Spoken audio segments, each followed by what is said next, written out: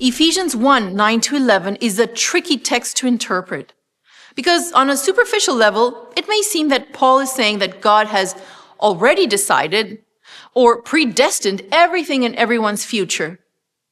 Now, that would pose a significant contradiction to what we have been studying this whole week.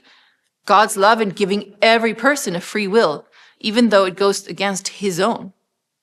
So as with all the texts that seem contradictory to the rest of the Bible, we need to dig a little deeper. I want to use an illustration that may help us understand this a little better.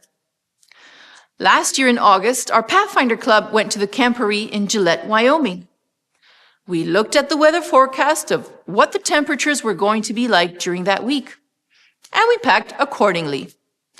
The forecast said that there was going to be a heat wave during our time there. So most of the participants packed mainly for hot weather.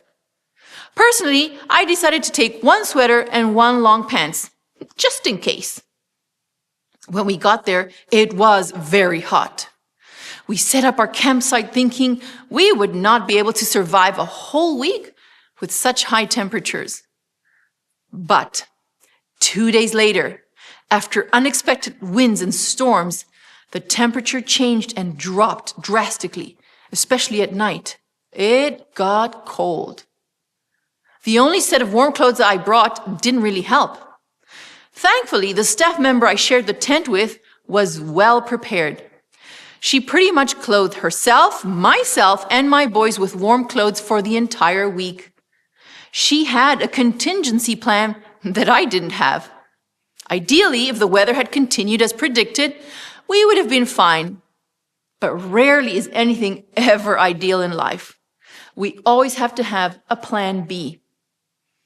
In a similar way, God had an ideal plan for humanity. The plan was that there would never be any sin and we would live in the joy of God's presence eternally. But there was also a contingency or remedial plan. Was it God's original will? No. But when God created humanity, he already had a plan that considered the possibility of less than ideal. Kind of like the staff member at camporee who was prepared for both hot and cold weather.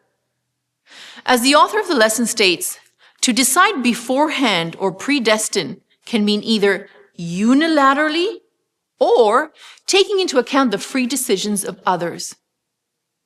Ephesians 1, 9-11 makes sense when we understand that there's a difference between God's ideal will and God's remedial will.